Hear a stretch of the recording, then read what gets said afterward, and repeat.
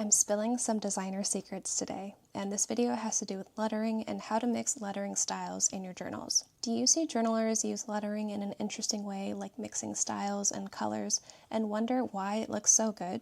Chances are they're doing something called type contrast. The idea originates with typography and fonts, but it can just as easily be applied to lettering and journaling. I'll whittle down this idea into simple terms that anyone can follow, and you don't need to be a designer to know what I'm talking about. Let me show you an example of what I'm talking about. So you see this pretty lettering here. You might be wondering, well, what makes this work?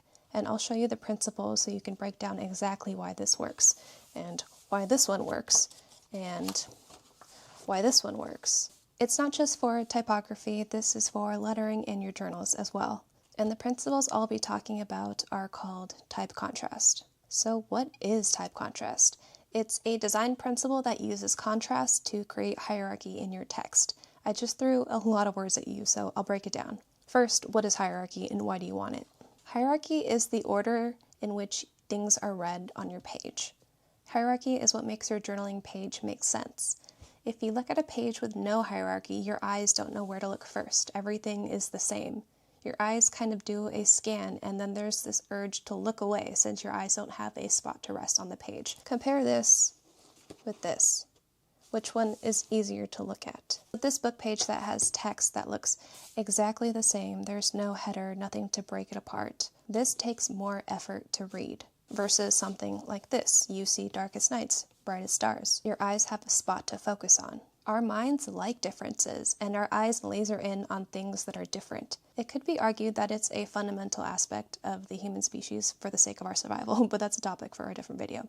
But when there is no place to rest or to laser in on, you naturally become disinterested. Your eyes just kind of go everywhere, and you're not really sure where to stop on the page. So when you create hierarchy, you're creating a difference on the page that your eyes will snag on. Here is another example. This big 2 here, that is the biggest thing on the page. That's what you see first. This second part here, this is smaller and in black.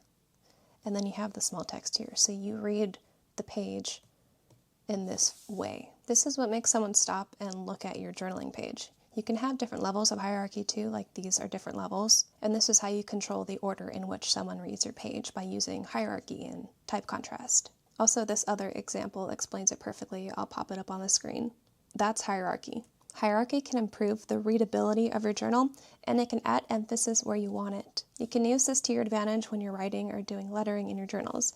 It also makes things just feel more designed and intentional. And the way to get it is through contrast, by creating those differences your eyes and your brain love. And here are 7 ways to create contrast. First, for the pens I'll be using today, I'm using these Grabby Jumbo Glitter Gel Pens. Anyway, let's get into it. Let's start with the easiest, and I'll work our way to the hardest. I'll draw examples of each principle so you know what I'm talking about. The first principle of type contrast is going to be size. You can create a difference in the size of your letters to form hierarchy and contrast. The bigger letters will get the attention first, and this difference is enjoyable to look at.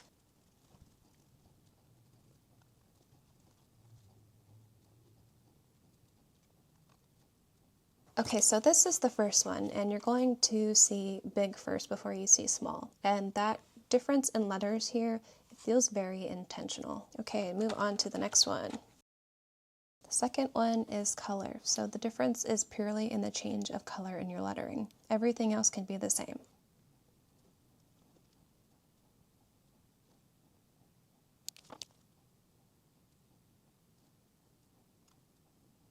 Okay, so this is the second form of type contrast, and it is color. Very simple.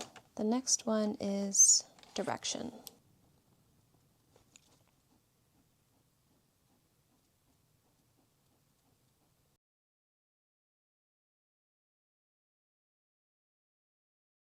Pretend like I didn't smear that. So you know how some journalers write paragraphs in different directions on the page?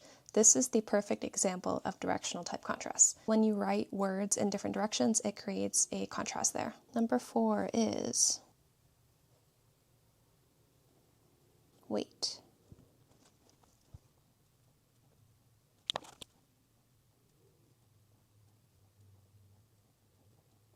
Weight is thin lettering next to thick lettering. However, there's another aspect to this, which is visual weight.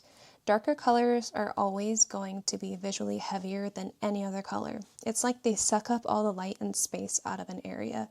Black will always be visually heavier than any other color. So weight can be the actual thickness of your lettering and also the color choice that you do, because black is going to be heavier. Number 5 is form.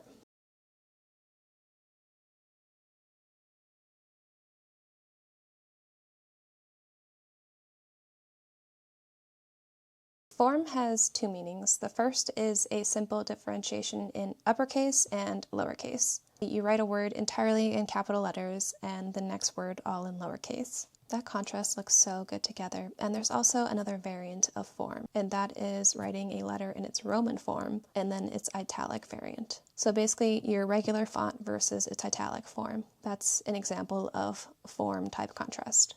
Number 6 is structure.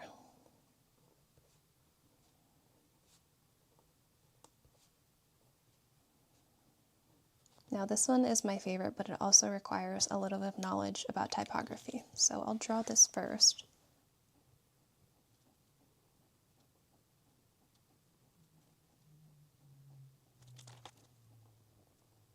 Okay, to explain structure better, it's using different kinds of typefaces or type families together. There are lots of type families like sans-serif, serif, handwriting, monospace, black letter, script, cursive, etc., and they have a certain look to each family. An example in this specific type contrast demonstration would be a serif font with a script font. And a serif is the types of fonts that have these little feet on them, and a sans-serif font is a type of font that doesn't have any feet.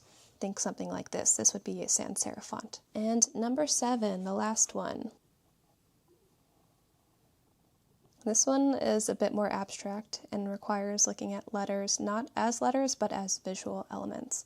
It's kind of hard to explain in this demonstration. I will try. Okay, so think of this as the bounds of your page.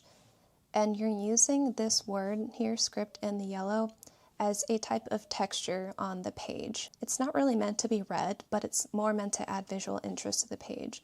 And so say you'd have a word on top of it, of that script. So you're abstracting the word to use it for its shape and not for its meaning. I mean, you could technically use it for its meaning as well, but it's mostly used for its form. So these are all of the 7 types of type contrast. Also, look how glittery and sheeny that is. Very cool. I love these glitter gel pens. We've got size, color, direction, weight, form, structure, and texture. And actually, in some of these examples, I was being sneaky and actually did more than one type contrast method in a single example. This one right here, I was technically using structure, obviously, different typefaces. I was using color, changing the color here, and I was also doing size. So this script is smaller than serif. And this one also I was doing 2 different colors and also 2 different colors here. Technically this one has 2 as well because it is using form. It has a lowercase word here and then it has an uppercase word here. When you start combining multiple principles in one is when you start to see the magic of type contrast. My general rule when I design is that I like to use at least 2 forms of type contrast in any lettering that I do, but 3 is even better if possible. And I don't even consciously think about these principles anymore. They're so baked into the way I design because I've been doing this method for over 15 years. So it takes conscious effort and practice at first to make it natural to you, but eventually it just becomes the way you do lettering and the way you design things. This is easy and totally doable. So let me show you some real-world examples in my journal. That way you can contextualize this information in a way that's helpful to you. All right, let's open my journal up. I guess we'll start here. Can you spot the type contrast on this page? Here it is right here. So for the headline, I'm doing size. This is much bigger. I'm doing form, which uppercase, and then, regular sentence case here. I'm doing structure, which is a sans-serif font, and then a script here. And then I'm also doing weight, so this is very thick versus thin. We've got color. Since it's pink, it's different. So yeah, this one is using a bit of them all at once. And it's so subtle that you don't even notice it. So this one, I've got structure, which is a different type of font. This is a serif font with a script handwriting. I've got color, black versus purple. I've got direction here, so I'm putting this a different direction. And also, I would classify this as a different font as well. This one's very subtle. I am using size since this is bigger. I'm using color since I changed this to a different color. I'm probably using weight on this one as well. Yeah, it's thicker. So that's why this type of lettering looks so intentional together. It's because there's these design principles backing the lettering, if that makes sense. Oh, here's an example of direction actually. So this, I was using a different direction to write, also a different color. These two compare to each other, I'm using different weights. I'm using different colors here. These are different structure, different fonts. For this one, I am using size, so this is much smaller than this. And then you've also got form, so this is all uppercase and this is regular sentence case. And then also script writing. And then you've got weight. This is much thinner than this. The whole purpose of these principles is that it's making your journal pages more designed, more intentional, and it's drawing attention to the right spots. By using this type contrast, I'm creating a hierarchy on the page, and that hierarchy makes it more pleasing to look at and it makes it more readable. And who knows, you've probably already been using these methods and not even realizing that you were using them. So yeah, that's my video, and thank you for watching.